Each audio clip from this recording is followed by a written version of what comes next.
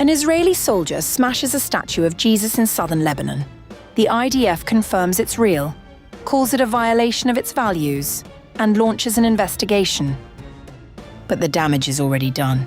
Because in a war already defined by destruction, this wasn't just about a statue, it was about symbolism. And symbols can ignite fires far beyond the battlefield.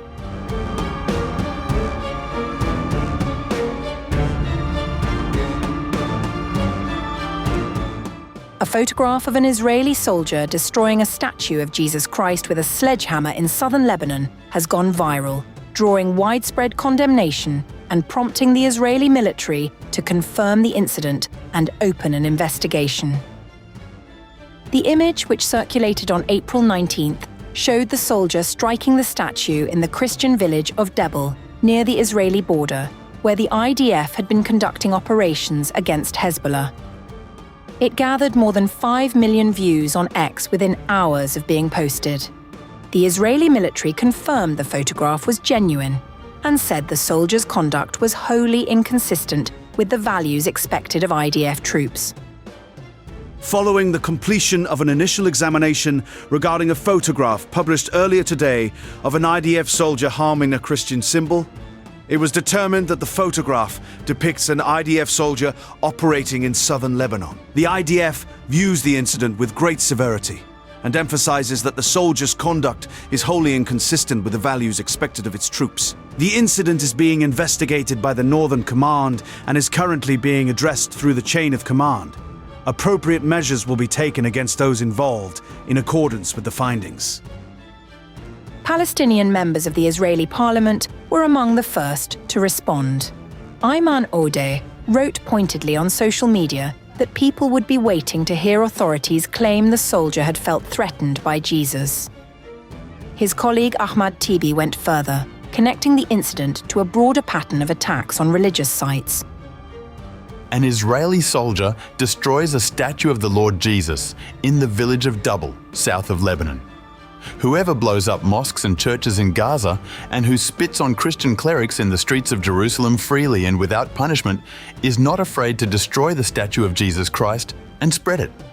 Perhaps these racists also learned from Donald Trump insulting Jesus Christ and insulting Pope Leo.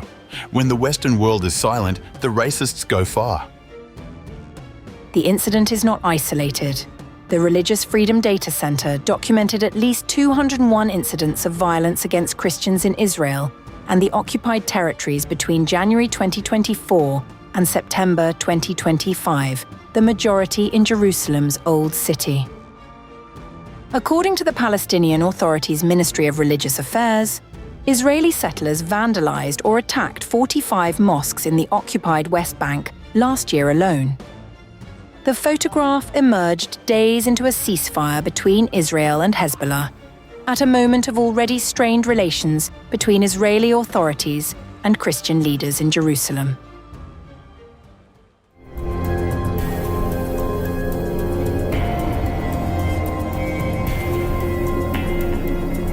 The Israel Defense Forces says it has uncovered new evidence of Hezbollah operating inside civilian and religious areas in southern Lebanon.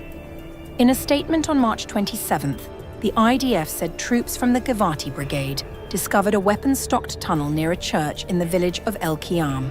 IDF troops located active Hezbollah terrorist infrastructure within the vicinity of a church in the area of Al Qiyam. Additionally, the troops located 3 additional shafts built by Hezbollah during the ceasefire, indicating renewed use of the site. Hezbollah deliberately embeds military infrastructure within religious sites and civilian areas, putting civilians at risk. The area had previously been cleared during Israeli operations in December 2024, indicating a re-establishment of militant infrastructure. The IDF framed the discovery as part of a broader pattern.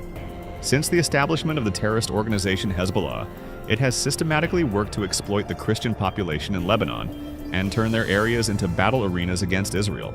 The Israeli military further alleged that Hezbollah embeds its operations within Christian villages, exposing civilians to risk while attempting to consolidate territorial control.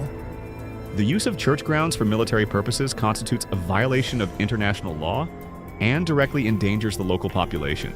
In addition, Israeli forces claim that Hezbollah prevents civilians from evacuating combat zones and has, in some cases, fired on those attempting to flee. Separately, the IDF said its naval commando unit Shayatet 13 uncovered hundreds of weapons inside a school in El-Qiyam. Inside of a school in the area of Al-Qiyam in southern Lebanon, IDF troops found anti-tank rockets, mortar shells, grenades, launchers, light firearms, explosives, and more. All of this was found alongside UNHCR markings of the United Nations. Israeli officials describe El-Qiyam as a long-standing Hezbollah stronghold, citing its strategic location near the Israeli border and its control over key transportation routes in southern Lebanon. The military says the area has been used for underground bunkers, weapons depots, and command centers for over 2 decades. According to Israeli outlet Walla, IDF officers operating in the area also accused the Lebanese armed forces of failing to effectively disarm Hezbollah. They shared intelligence and reports on entire regions, but based on what we found, it's clear that nothing was done. The findings underscore a widening battlefield dynamic where civilian spaces, including religious and educational sites, are increasingly entangled in military operations, raising both strategic and humanitarian concerns as the conflict deepens.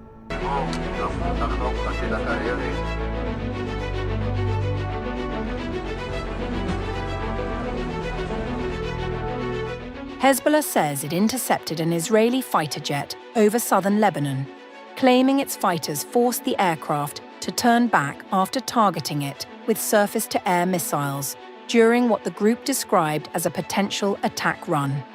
Israel has not responded to the claim and has neither confirmed nor denied that one of its aircraft was engaged. The claim came as fighting along the Lebanon front showed no sign of easing. Israel struck South Lebanon and Beirut's southern suburbs on March 25th, with Lebanese state media reporting artillery shelling across multiple locations in the south. An AFP correspondent on the ground described streets covered in debris, with an apartment building's upper floors visibly damaged after an early morning strike on Beirut's southern suburbs. Hezbollah, for its part, said its fighters targeted Israeli troops in the border towns of Naqoura and Qawza, as well as sites across the northern Israeli border, firing over 100 rockets. The IDF said ground troops in southern Lebanon had dismantled a weapons storage facility and several Hezbollah command centers, and that the Air Force had killed several militants during the operations. Lebanon has now seen more than 1,000 people killed and over 1 million displaced since the latest round of fighting began on March 2nd. Meanwhile, Israel has invited international criticism for its actions in Lebanon. Canada's Foreign Ministry on March 24th condemned Israeli plans to occupy southern Lebanon up to the Litani River, stressing that Lebanon's sovereignty and territorial integrity must not be violated.